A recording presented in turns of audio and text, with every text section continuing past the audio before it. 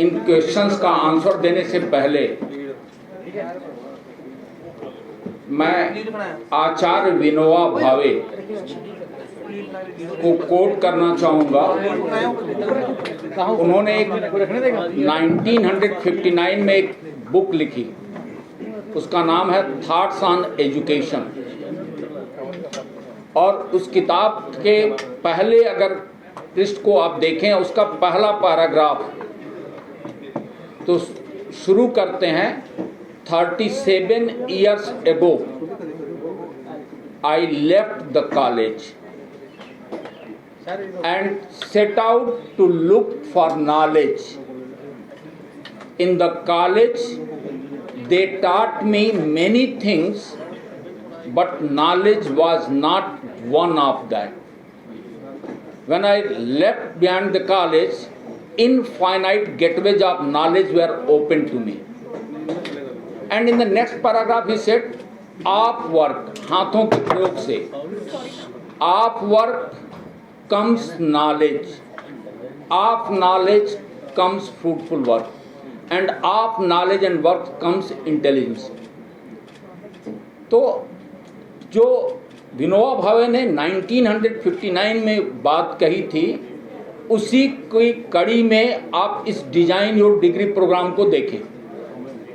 Design your degree program classroom teaching से बाहर निकाल करके problem solving in project mode उसमें जा रहा है। अब आप प्रश्न करें, मैं बताता हूँ। सर, आप जिस तरह से नए कोर्सेज आ रहे हैं, आप एजुकेशन पॉलिसी के तहत भी जो पढ़ाई की जो प्रक्रिया है उसको आसान बनाने की कोशिश है, तो कितना रेवोल्यूशनरी ये स्टेप होने वाला है स्टूडेंट्स के लिए? ठीक है, आपका प्रश्न है कि ये जो प्रोग्राम है उसकी जरूरत क्या है, कितना रिवोल्यूशनरी होगा। डॉक्टर सदफ अपने प्रेजेंटेशन की शुरुआत में इस प्रश्न को खड़ा की थी, क्यों एक और प्रोग्राम, क्या जरूरत ऐसी पड़ी जिससे कि डिजाइन योर डिग्री प्रोग्राम को यूनिवर्सिटी ऑफ जम्मू ले करके आया है। तो अगर आप नेशनल एजुकेशन पॉलिसी को देखें तो नेशनल एजुकेशन पॉलिसी जो बात करती है वो बात करती है स्किल्स की, और उसमें लैटरल एग्जिट है। आफ्टर 1 ईयर्स अगर कोई बच्चा छोड़ के जाता है तो उसको सर्टिफिकेट मिलेगा। सर्टिफिकेट किस में? सर्टिफिकेट डोमेन नॉलेज में या सर्टिफिकेट स्किल्स में? लेकिन जो हम सभी लोगों ने पूरे देश में अडॉप्ट किया टेम्पलेट 1-1.5 साल पहले, उसमें जो फोकस है वो डोमेन नॉलेज पे है। तो कहीं न कहीं नेशनल एजुकेशन पॉलिसी की जो स्पिरिट थी वो पूरी नहीं हो रही थी।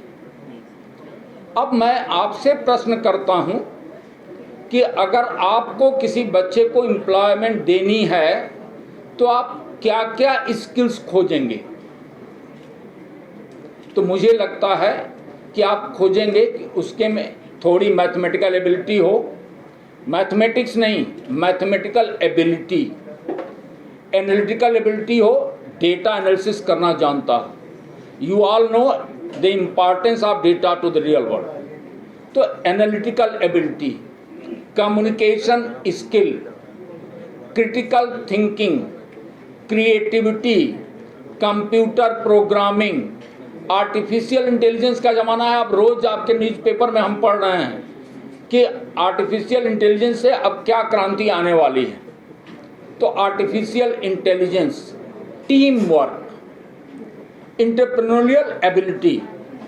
तो जो यह प्रोग्राम हम ले करके आए हैं उसमें फर्स्ट 2 इयर्स उस बच्चे को इन स्किल्स से एम्पावर करेंगे ताकि उसके में mathematical ability, analytical ability, critical thinking, creativity, communication skill, artificial intelligence और कंप्यूटर प्रोग्रामिंग, टीम वर्क, इससे वो एंटरप्रेन्योरियल एबिलिटी, इससे वो एम्पावर्ड हो जाए।